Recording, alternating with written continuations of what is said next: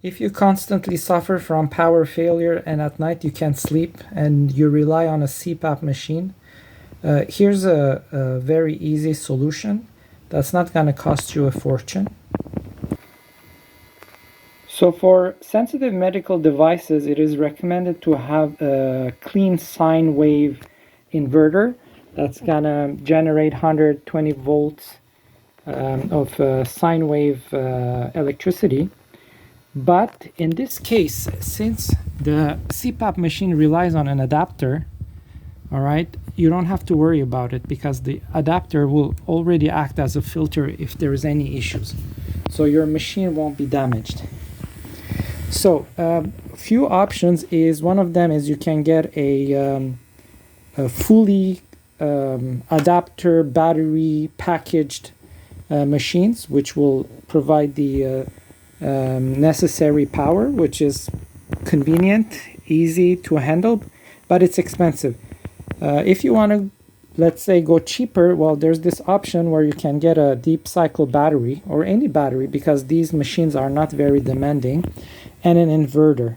Any inverter would do as long as it's like over 100 watt, because the machine is 90 watts. So if it's on 90 watt requirement, I would go with the 300 watt inverter. This one is 1,000.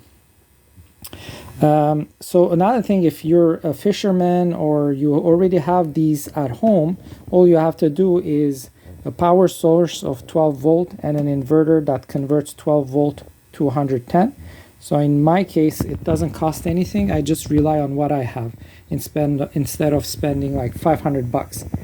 So the only important thing is get a fuse that's going to protect your system, and the fuse goes on to the positive lead of the battery, and then here, this one here, which says, does indicate that this part goes to the battery and this part here is the auxiliary.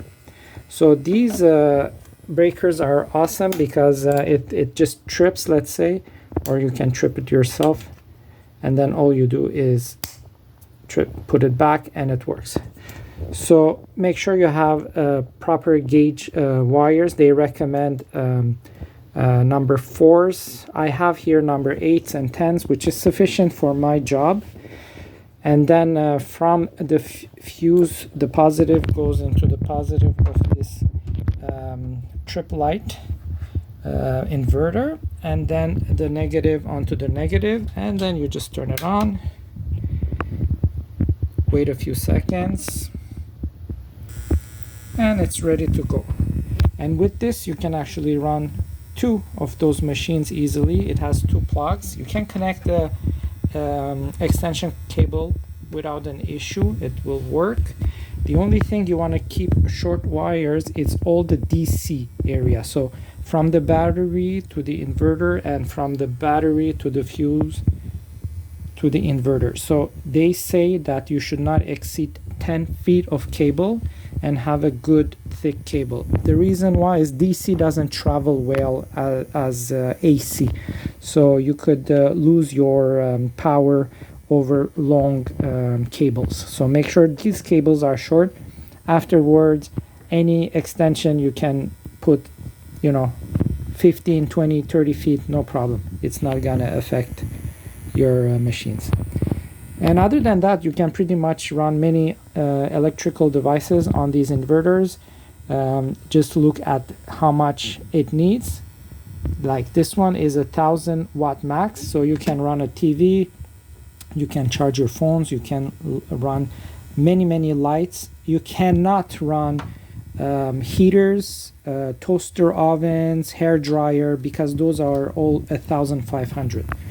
For that, you could buy the stronger ones, but for these small jobs, I would recommend just having 1,000 or 500 inverter. So I hope this will help you sleep better at night when there is no electricity.